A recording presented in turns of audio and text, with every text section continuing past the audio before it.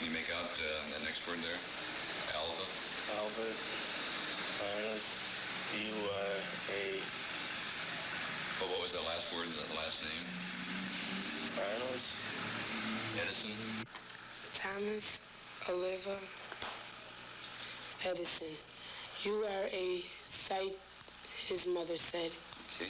Do you know who Thomas Alva Edison is or was?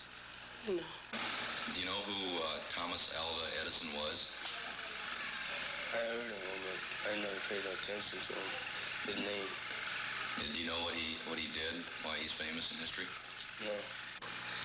Al asked so many questions that his teacher said he was a brother.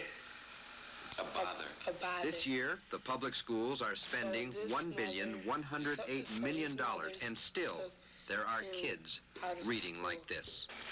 Move over here and pick this line. Can you read that right there? Cheeseburger deluxe. Okay, good. Now, what do you get with that cheeseburger deluxe?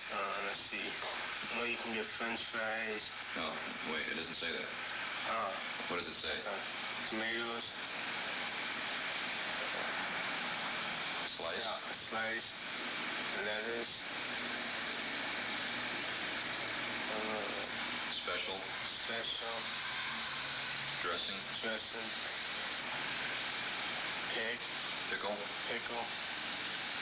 Slice. Slices, good. If swallowed, do not induce Vomiting. vomiting. Do you know what that means? Means if you swallow, try not to swallow. Means if swallow it, try not to swallow it?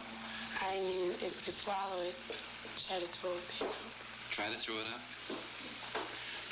No, that's what it doesn't say. No, it says don't try to throw it up. What would you like to do? Be a truck driver. What would you like to do when you get out of school? Be a math teacher.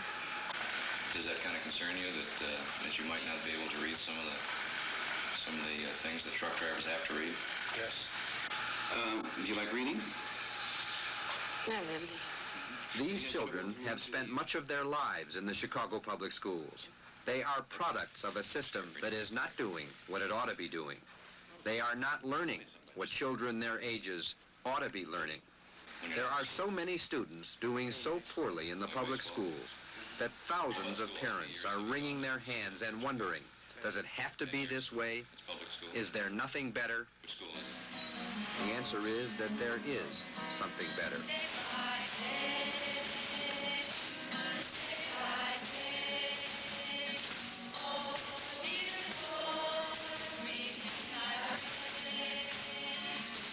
St. Symphoros Catholic Church near Midway Airport on Chicago's southwest side. Named for a 2nd century Christian martyr, the church is the center of religious life for the 3,800 Polish, Italian, Irish, and German Catholic families who live in the parish. Young couples come here to be married. They bring their babies here to be baptized. And when the time comes, they bring their parents here to be buried. It's been happening that way for 48 years in St. Symphoros Parish, and for most of those years, there have been ceremonies of a different sort. 8th grade graduation for students from St. Symphoros Catholic School. Sit as though it were Sunday and you really had your cap and gown on, right? For the youngsters, it will mean the completion of 8 years of Catholic elementary school education, and for many, the beginning of 4 more years of Catholic high school education, years for which these students have been well prepared, just as another group of Chicago 8th graders has been well prepared.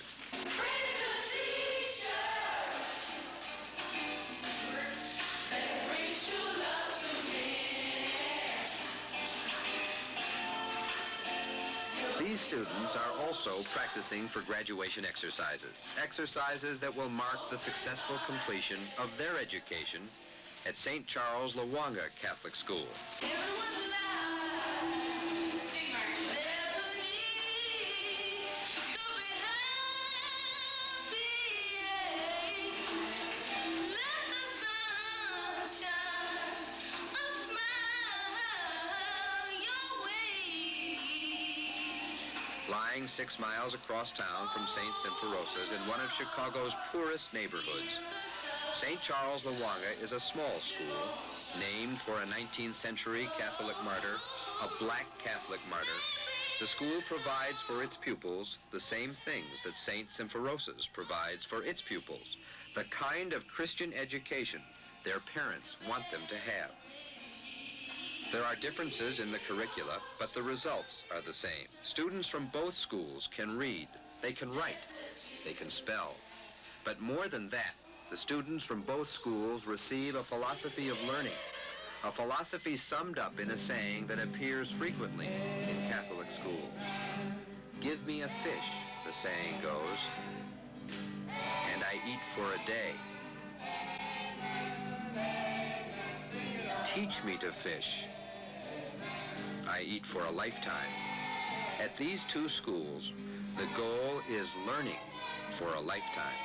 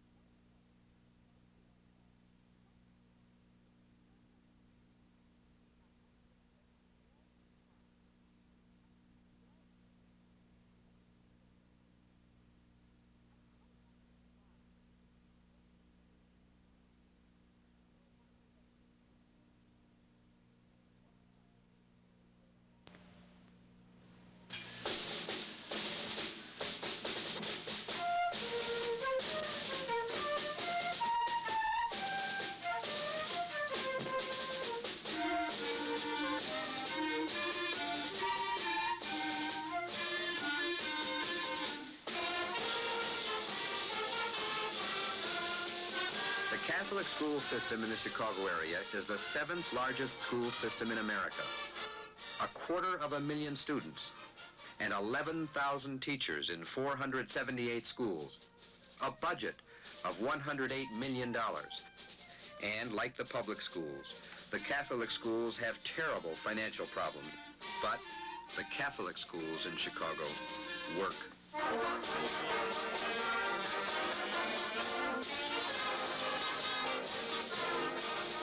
At every grade level, reading scores in the Catholic schools are better than they are in the public schools.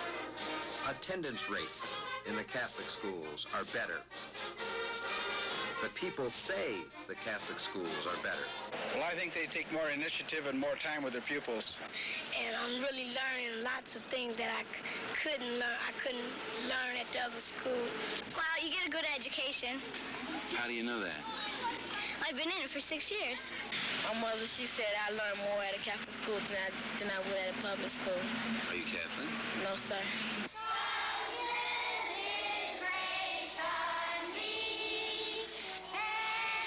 We also hear that in the Catholic schools, students are well behaved. Assaults on teachers are virtually unheard of. Fights among the students are infrequent. I think that with the discipline and the quality of education is better in a parochial school. Either you toe the mark here, or if you don't like it, you can always go to public school. The reason why I changed is because they fight it too much, and my mother didn't like me up there. Do they fight here? Not that much. People fight there, and in St. Tim's, most people don't fight here. And I sent my children to Catholic school really for protection. That's what we hear from parents and pupils about Catholic schools. What about the teachers? How do they feel, even though they earn far less money than public school teachers earn? Peace of mind is a lot more important to me than the amount of money I'm making. I never went into teaching to make money. I don't know if the money just went out of my man or never came in or what it was. I want to work with children, and I don't want to put a price tag on it.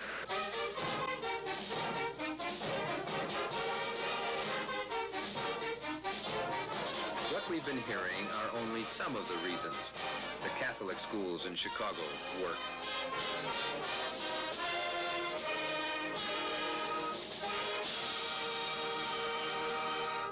Say your prayers, you lead off. Right hand. 7:30 on a Tuesday morning, Mr. and Mrs. Chester Wodarczyk and their sons Michael and Mark. The Wodarczyks are homeowners, and so they pay taxes. But the Wodarczyks are Catholic, so they pay nearly $500 a year extra in tuition, books, and fees to send their sons to St. Symphoros Catholic School. We bought the house. I thought, I'm paying taxes. I'm not going to send my kid to Catholic school. Well, all I had to do was go to the public school for half a semester, and I knew that it wasn't going to be a sacrifice for us. It was going to be an investment for my child later in life. Across town, not far from the Robert Taylor homes, another family is on the way to school, to Catholic school. Mrs. Marcelie Chester and 3 of her 6 children are headed for St. Charles Lawanga Elementary School. Her daughters, Marcia and Joy, and her son John will attend class. Mrs. Chester will work in the school as a full-time teacher aide. Though she earns only $75 a week, Mrs. Chester pays $390 a year for her children's tuition and books. But for her, like the Wodarczyks, it's a sacrifice accepted willingly. I think money should not be allowed to. No matter what the tuition is going to cost, I'll have to send them. Because they were not getting an education in a public school. They were not learning anything. So the Catholic school is the next step, and it's paid off. Chet Wodarczyk is a boiler engineer on the 4 to midnight shift. He likes to get up early to have breakfast with his boys and then drive them and some neighborhood children to school. The fact that Catholic parents pay tuition and books is only one of many differences between Chicago's parochial and public schools. Differences that have to do with why the Catholic schools are working better. Besides tuition, there is the religious instruction that runs throughout Catholic education. In the name of the Father, the Son, and the Holy Spirit. There is an important difference, however, between most Catholic schools of today and those of 20 or even 10 years ago. The schools today are far less rigid than the schools that many Catholics remember. That's mainly because the church and the world around it has become less rigid. We're going to read some verses from the Bible. And God saw that it was good. And God blessed them, saying, be fruitful and multiply and fill the waters in the sea. In the name of the Father, the Son. Another thing, in many inner-city schools, like St. Charles Lawanga, the religious emphasis is on Christian values, not Catholic doctrine. That's because many inner-city pupils are not Catholic.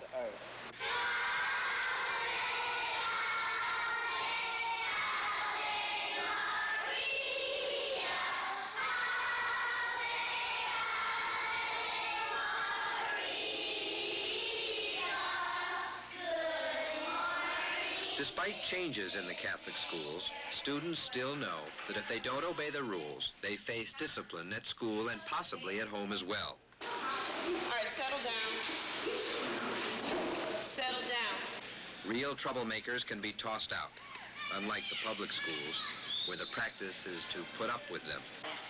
Mrs. Wodarczyk puts it this way. Well, I had both of them in kindergarten in the public school, and I didn't like what they came home with. I used to stand out front in front of school, and the bigger children used to pick on the little kindergarten kids. There was nobody there telling them what they should do, what they shouldn't do. Hello, Mrs. Smith. This is Mrs. Chester from over the school. I'm calling about Terrence. Along with tuition and religious and moral training, there is another major difference between the Catholic and the public schools in Chicago, and that is the degree of parental involvement. Mrs. Chester is assigned to the school's learning center where she helps administer tests. She keeps track of teaching materials, and she handles what little paperwork there is in the small 250-student school. At St. Symphoros, parents are also involved. Mothers and some fathers spend one day or more a month working in the school, working without pay, helping with non-teaching chores. That leaves the full-time teachers free to spend more time on lessons or on lesson preparation. You can talk a little bit, but not too loud. Parents feel that by handling tasks, lunch hour monitoring, for instance, they demonstrate to the pupils their real interest and their concern for what's going on at that school. At St. Charles, Lawanga, unpaid parent volunteers also lend a hand during the noon hour to help supervise in the classrooms and on the playground. In this case, a blocked-off portion of a city street. Parental involvement at both schools partly reflects the Catholic school's growing dependence on lay people. Fewer young women are becoming nuns. Fewer nuns are choosing teaching. So an increasing number of parents, like Mrs. Chester, help fill the gap. They help children avoid experiences like the ones she had in Chicago's public schools. I was one of those children that was not average. I was always a little behind. I don't remember learning too much of anything because everything was always over my head. You know, nobody took the time to help me. So I was just passed from one grade to the other one until I got out of school not knowing anything. And I went to public school all my life.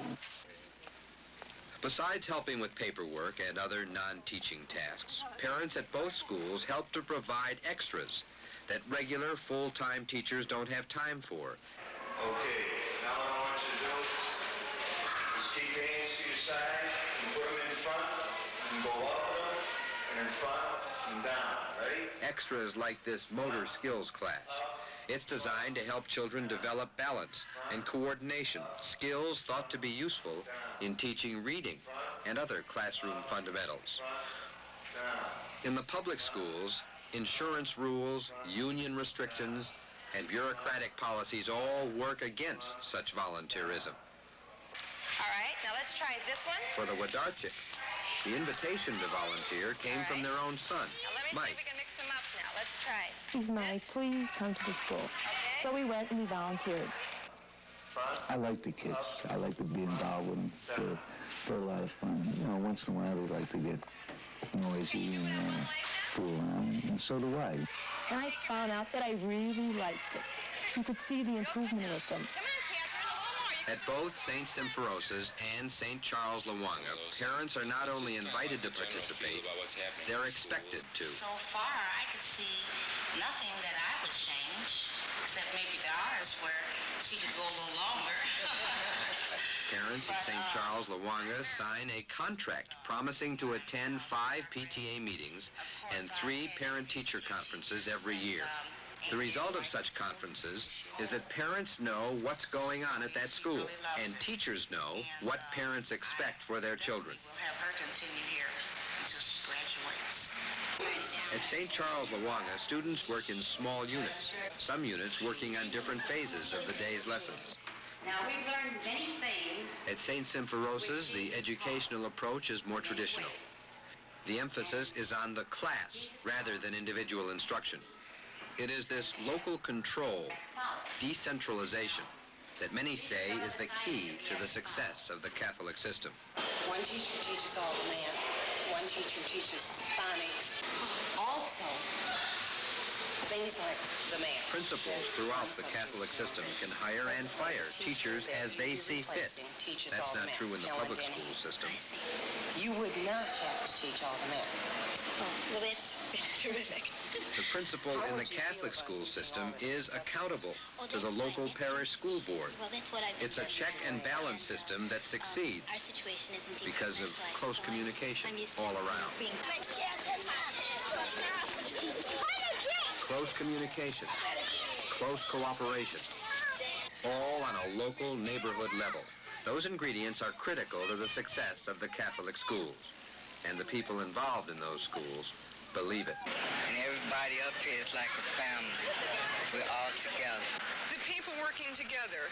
They all work together. I think they all cooperate. Well, there's a real sense of community. And the people who work here, they love me, and I love them.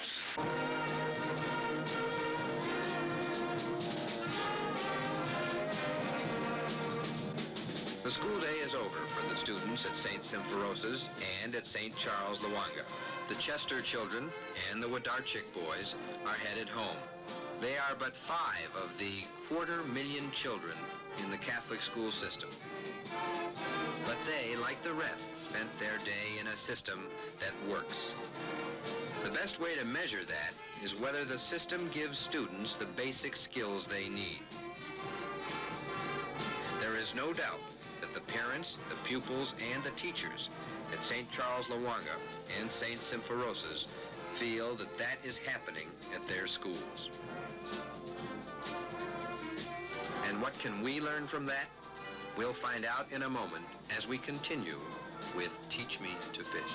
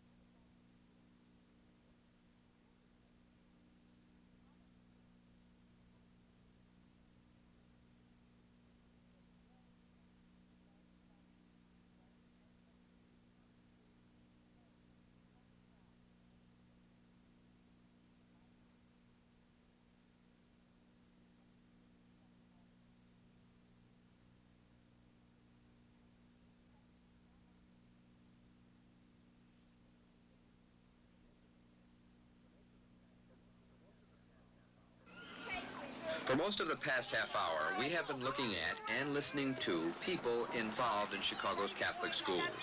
We wondered what someone outside that system would say about why the Catholic schools are working. So we asked the highly respected and nationally known Dean of the Northwestern University School of Education, Dr. B.J. Chandler. What is it about the Catholic school system that works? It's in a big city, same problems as the public school system have. Why does it work? Well, the most important thing about it, it seems to me, is that when mistakes are made, there is a way of correcting those mistakes in a hurry, because they can be done at the local level where people can make decisions. But the Board of Education here says that the parents are involved, that the system is decentralized. You mean in the public school system? That simply is not correct. That's not accurate. The public school system in Chicago is a classic bureaucracy, and bureaucracy and decentralization are mutually exclusive terms. But when you get decentralized, then you have parents with 1,000 different ideas, 1,000 different personal problems trying to make a system work. I mean, the reason Chicago works, it is said, is that it is centralized, that one guy is telling everybody what to do and it better get done. In some areas of government that might work. It does not work in school systems. What do parents know about educating kids? What do parents know about such a complicated thing as control of schools, of decentralization? And my answer to that is to refer to one of my favorite statements by an educator who had enormous influence in this country and still does, John Dewey, who said the argument that people are not able or prepared or capable of making decisions about their own welfare and the education of their children and governance would have defeated every step that's ever been taken toward democracy in this country. Schools that work. That's what we all want. Then why is it that the public schools in this town are having so much difficulty? Why is it that the Catholic schools seem to be working so much better, even with their continuing financial problems and their seriously declining enrollments? Well, tonight we have seen some of the reasons. Parents who are involved, teachers who care enough to work for less, pupils who behave, school buildings that are open to the community, principals who can decide for themselves who to hire and who to fire, and parish school boards that hold the principals and the teachers accountable for pupil progress. What is it that makes all of this so possible? It appears that the key ingredients are minimal bureaucracy and local control. While decisions in the public schools filter down through a huge bureaucracy of 2,600 administrators and staff, the Archdiocese implements its policies through a staff of fewer than 50 people. While the decisions in the public schools are made by one school board, most of the decisions in the Catholic schools are made by 343 school boards, local, parish school boards. That may sound impossible, all those 343 different school boards running in some 343 different directions, but it works. And the reason it works is that the 343 parish boards are made up of people working together to reach common goals, working together in their own communities, receiving and accepting responsibilities in their own communities. That's what is called decentralization at its best. Now, decentralization has its critics, of course, but as Dr. Chandler and John Dewey point out, to deny people their right to decide for themselves is to deny democracy itself.